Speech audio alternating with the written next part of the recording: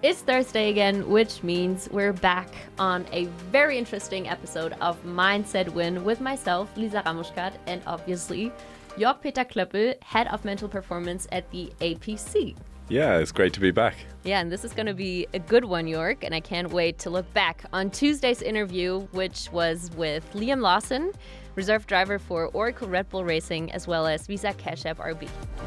They told me a Formula One career from New Zealand is basically impossible. Even when I was told as a kid, it's impossible, you can't do it, it would be in one ear and out the other, and I would just carry on. Obviously, I'm aiming to be a full-time driver, and finishing off, it was realizing that now there's not really much more I can do to prove myself. I just kind of have to sit and wait a little bit and let things play out. All right, Jörg. Liam Lawson, man, such a well-reflected and well-spoken young man, really. Absolutely, yeah. I really like how Liam has become such a mature professional athlete at such a young age already, and really taking all the opportunities that have presented themselves to him. And this maturity you just mentioned really stood out for me in the bit where he spoke about learning about things that are in and out of his control. I think that is a crucial life skill and so hard to master at the same time. Yeah, and I mean, what a difficult thing to do sometimes, right? And it's not something that we can always get right, but we can, at the very least, remind ourselves of every now and then to kind of use it to guide us a little bit. And I mean, I've known Liam for a couple of years now, and this is something that in our sessions we've spoken about as well. He could have actually mentioned a third aspect as well, a third category, because there are the controllables and the uncontrollables, but then in between you have the things that you can influence. Mm-hmm. So they are not the ones that we can fully control, but at the very least we can influence to increase the chances of a good outcome of something, right? So, for example, of course, the weather is something that's completely uncontrollable. Mm-hmm. My mindset is, to the most part, something that is controllable, something that I can control myself. And influence. And influence as well. Yeah. Yeah. Of course, it's a spectrum. But then, most of all, like the people around me are things that I can influence. So, for example, my coach, my manager, also my competitors to some extent. These are things that I can influence by the things that I'm doing. That is so interesting for me right now, because deciding what lies within my control and what does not is one of the most challenging things for me, because mastering this can bring you so much peace and calmness and, the strength that comes with it. But this influence part is the part that I've always been struggled with, and I wasn't able to put it into words myself. Because, I always feel like, how do I define what is not within my control? Because, I can always ask someone again, can you please help me again, or whatever. So that's the influence part. Yeah. So it's very nice that you say it, but also it messes with me, because it shows me again that I do have a lot of influence even over the component that's out of my control. Yeah. So everything is within my control at the end again. That would be horrible. Not everything, of course, not everything. Like I said, it's a spectrum. So you just, see it as not something that's black and white. It's not two categories and I have to put things in there, but some things are fully in our control. Other things are fully out of our control, but there's a lot of in between. And you can see it as some things I can influence a lot, other things I can hardly influence at all. So it's, to take the pressure off a little bit, it's not that now you have to think of it as I can influence everything. That's not true, but you can see how you can potentially influence some factors around you. I'm not sure if I'm happy with this because, I always tell myself, like, you could have done more. You could have, I don't know, messaged this person, or I could have applied one more time, or, And this influence part makes it like flaky for me again. I think when you look in the past, when you look backwards and you reflect on something, you have that retrospective perspective. Then you're putting yourself under a lot of pressure when you look at it like that, because then you find little tiny things that you could have influenced, but then you're not really sure how much that would have changed the outcome or anything like that. So I think when you look backwards, that's maybe not the best approach, but looking forward, so rather taking some of the learnings from what has just happened and then looking forwards and saying, okay, the next time this happens, I could try to influence this a little bit by doing whatever, right? So it is something that I do go through with athletes post competitions, that we actually create a list of things that were in my control, things that were, in my I could have influenced, and things that were completely out of my control, but always with the perspective of going forwards, not saying if I had done this, maybe the outcome would have been different, but instead saying, okay, this time I wasn't aware that actually I could have influenced that a little bit, so but next time I'll try that and see how that influences things. That is so interesting. And what role does luck play in this little triangle that we're looking at? So what is luck? Can you tell me? Luck is... No, I can't tell you, but I definitely think that it's rather, I was going to say in the area of uncontrollables. But then again, I think I can influence it all, so I can probably influence that luck too. What's luck for you? Well, it sort of depends what your belief system is. So if you believe in a higher power, if you believe in superstitions as well, and fate and these things, then luck will have a very different meaning to you. However, if you're quite a rational person, then if you ask me, luck doesn't exist.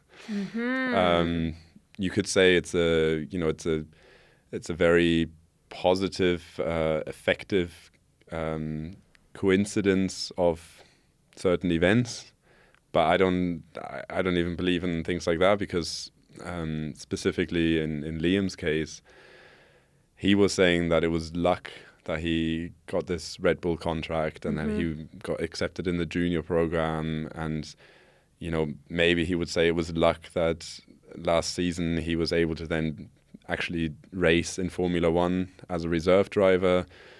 But these things aren't luck. These are things that he made it happen. He influenced them. He definitely influenced them.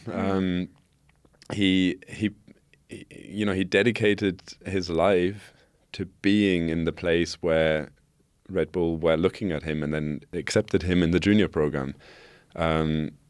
Luck would have been if, a million boys his age had applied and he was just drawn out of the hat.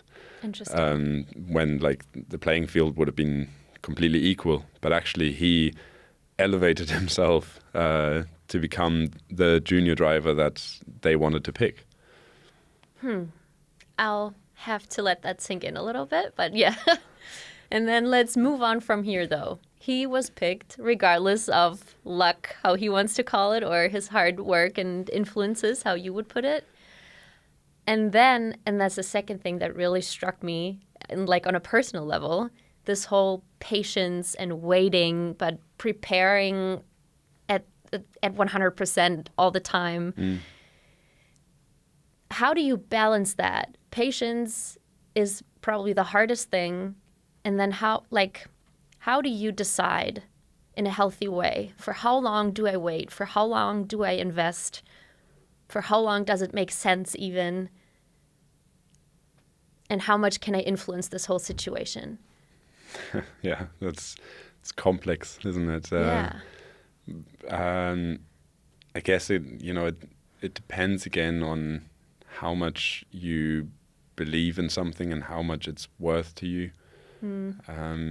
For him, his whole young life has been just all dedicated to potentially one day getting the chance at driving in Formula One.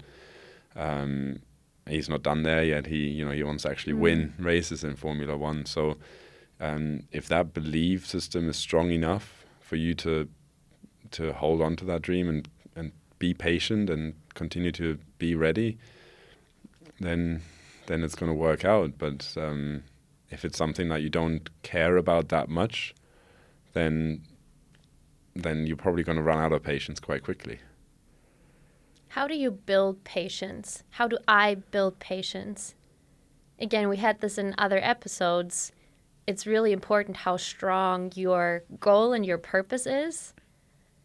But I can still feel that you can like put work into this skill. That becomes so individual again and so complex. Why do you want to be patient? Like, is the reward that you might get at the end of it really worth being patient? And is the patience really is it a negative thing, or is it actually just part of the process and it's part of the learning journey? And whilst being patient, you are actually becoming more and more ready, and you're continuously improving yourself and becoming a better athlete or a better person. So maybe patience isn't such a negative thing. I think nowadays people need more patience. We live in a very dynamic, modern world where things happen very quickly. And I think to some extent people have lost the skill of being patient. We expect everything to be done immediately. Whether it's ordering something on the internet and you expect it to be there the next day, or I download something and I get annoyed when it takes longer than 5 seconds, or all these little things. The digital world and the modern world is just increasingly fast. It's going at a faster rate day by day. So actually, and I know I'm going quite far off the topic here maybe, but actually I think patience is such an important skill that we're forgetting about, and we're losing more and more. Waiting for a train that is delayed and having 10 minutes extra before the train arrives doesn't need to be a bad thing. Maybe that's a chance for me to actually use the time to make the phone call to my parent that I have wanted to make for a long time. Or I don't know. I wouldn't say patience is so bad. I didn't try to make patience a bad thing, not at all. It's a total virtue if you got it. I think waiting and patience are two different things. And I was just connecting it again to your point of things I can influence and that I can't. Just taking it out of the Formula One context again, I'm applying for a job and I'm not hearing back from them. Should I be patient? Should I wait? Or should I call again? Should I say, no, I really want the job. Can you give me feedback? Can you come back to me, please? And obviously we could put out 100 different examples right here. Yeah. It's just, I'm wondering if it's a skill you can somehow learn or approach with more tranquility, maybe. Yeah. Well, if it's something that you're waiting for, an opportunity that you're waiting for, that you can't influence much, or maybe not can't influence at all, then like I just said, maybe thinking about how else you can then use the time while you're waiting. So in Liam's case, like he had to be patient to wait for the opportunity to finally arise. But if he had not used that time to still continue to become a better athlete day by day, he may have not performed at the level that he did when he finally got the chance. So he could have just sat back and not put much effort in. But he said, actually going to the races, he was doing everything but driving the car. I know that no one really forces him to go through all the motions. He just needs to be present. But he's actually using the time to actually learn from the other drivers, learn from the mechanics, the engineers, everyone, to really soak up all the opportunities that are presenting themselves to him. Which is a very positive way of putting it. But then the whole concept of frustration comes in. And it's so simple in this waiting process, or, you know, in the process of mastering your patience, to kind of lose it, and the flip switches, and you're all the way on the other end of the spectrum, dwelling in frustration. Yeah. Again, doesn't need to be a bad thing. If that's an emotion that arises, Frustration is a negative. it's an unpleasant thing. It's unpleasant. It's not something. It's not a feeling that we want to feel, but it doesn't necessarily mean that it's putting me on the wrong path. I think that frustration is also a reminder of how much I really want to do it. If I was waiting for something for a really long time, and I wasn't frustrated by the fact that I have to wait, then it also means that I don't really care about the thing that I'm waiting for. Do you see what I mean? I do. So it's an unpleasant feeling, but it can also be one that is just it's positive in a way that it reminds us of why we actually want this. Just thinking or putting myself into a moment where I lost it, and I am in the hole of the frustrating feelings or whatever. How do I find the break, or how do I get to the point where I'm like, oh no, this can be a good thing? Because in that moment, as I'm feeling the feelings, that's really hard to do. Yeah, no, maybe you got me wrong. I don't think you have to pull yourself out of it. I think it's okay to feel that feeling. And why should you pull yourself out of it as quickly as you can? I know it's unpleasant, but it can have a positive influence. So maybe if it's for an evening or a whole day or even several days, it could be okay to just be frustrated in that moment. And we could talk about other emotions here as well that we would label as negative, but I would actually argue that they're just unpleasant. And they have a purpose. There's a reason why we feel those. So we shouldn't straight away try to distract ourselves from the emotion and pull ourselves out of it, but think about, okay, why am I feeling like this? There's a reason for it. So, yeah. Sit with it. Accepting acknowledge the emotion. it. Yeah. I see. Yeah. That's interesting. That's cool. Let that sink in. I'll definitely will. And I have one last thing that I really liked about speaking with Liam. It was the moment where he was asked, "Are you ready?"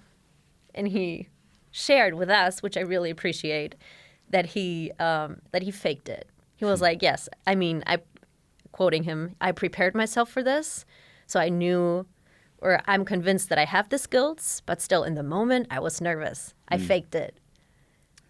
That's so interesting.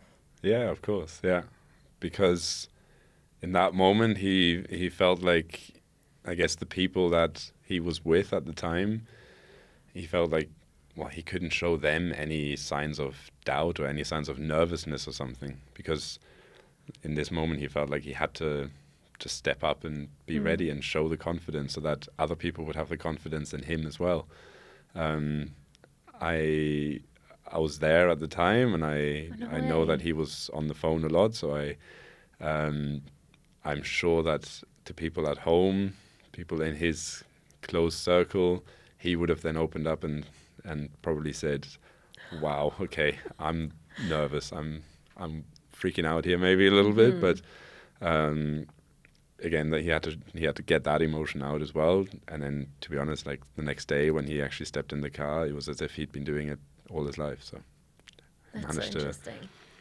I wouldn't say fake it till you make it. I don't really like that saying. I don't think that was the case. But in that moment, he had to just show the confidence to the people that he was speaking to at the time, and then to other people, he was able to open up and show his true emotions, true thoughts. Why not fake it till you make it?